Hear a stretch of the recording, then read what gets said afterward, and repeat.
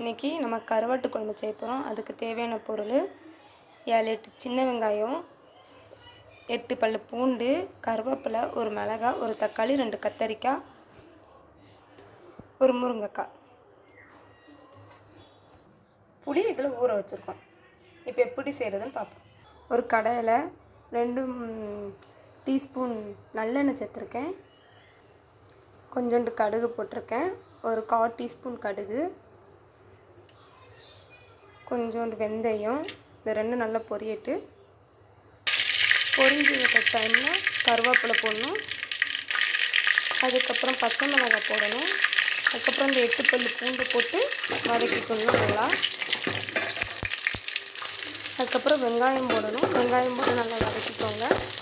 வெங்காயம் லைட்டாக கோல்டன் கலரில் வர்றதுட்டையும் ஃப்ரை பண்ணிக்கோங்க. இந்த மாதிரி கலர் வந்தாலும் நம்ம கத்திரிக்காய் போடணும். கத்திரிக்காய் போட்டு நல்லா ஃப்ரை பண்ணிக்கோங்க. கத்திரிக்காய் கொஞ்சம் கலர் மாறினதுக்கப்புறம் நம்ம முருங்கைக்காய் போடணும். கத்திரிக்காய் இந்த கலர் மாதிரி வருது. இந்த டைமில் நம்ம முருங்கைக்காய் சேர்த்துக்கலாம். முருங்கைக்காய் சேர்த்துட்டா முருங்கைக்காயை நல்லா வதக்கிட்டு அதுக்கப்புறம் நம்ம தக்காளி சேர்க்கணும். முருங்கைக்காய் வதங்கிட்டு இப்போ நம்ம தக்காளி போட்டிருக்கோம். தக்காளியும் நல்லா வதக்கி எடுத்துக்கலாம். இப்படி எண்ணெயிலையும் நீங்கள் வதக்குனா குழம்புக்கு டேஸ்ட்டு நல்லாயிருக்கும். நல்லா வதக்கிட்டோம். இப்போ நம்ம இதில் புளித்தண்ணி ஆட் பண்ணிக்கலாம்.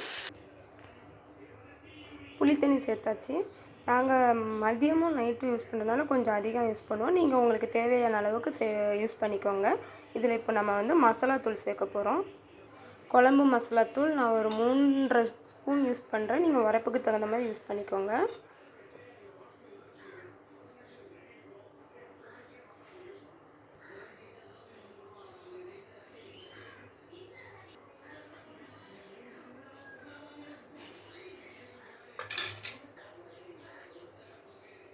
ஒன்றரை ஸ்பூன் போட்டிருக்கேன். இதில் மல்லித்தூள் 1 ஸ்பூன் சேர்த்துக்கிறேன். அவ்வளோதான். நம்ம தேவையான அளவு உப்பு. கருவாட்டு குழம்புக்கு நம்ம உப்பை கொஞ்சம் கம்மியாகவே சேர்த்துக்கலாம். ஏன்னா கருவாட்டில் உப்பு இருக்கும். அதனால் உப்பை பார்த்து சேர்த்துக்கோங்க. இப்போ இந்த குழம்புல நம்ம தேங்காய் பால் சேர்க்க போகிறோம். ஒரு 4-5 பல் தேங்காய் எடுத்து அதை மிக்சியில் அரைச்சி இப்படி பாலை எடுத்து இதோடைய ஊற்றிக்கோங்க.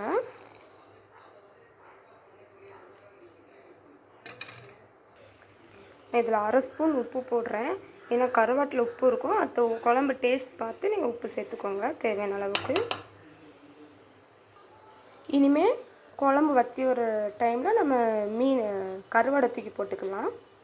இப்படி குழம்பு கொஞ்சம் வற்றி வர்ற ஸ்டேஜில் இப்போ நம்ம கருவாடை வாஷ் பண்ணி வச்சுருக்கோம். அதை உள்ளே போட்டுடலாம்.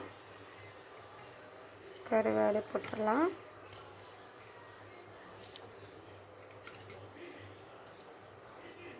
ஒரு 5 or 10 மினிட்ஸ் குக் ஆகட்டு. குழம்பு நல்லா வற்றி வந்துருச்சு. இனிமேல் இதை நம்ம சாதத்து கூட போட்டு சாப்பிட வேண்டியதான். குழம்பு நல்லா வற்றிருச்சு. நம்ம சாதத்து கூட சாப்பிட வேண்டியதான். இந்த குழம்பு நீங்கள் ட்ரை பண்ணி பாருங்கள். உங்களுக்கு பிடிச்சிருந்துச்சுன்னா என்னோடய சேனலை சப்ஸ்கிரைப் பண்ணிக்கோங்க. ஓகே, பாய்.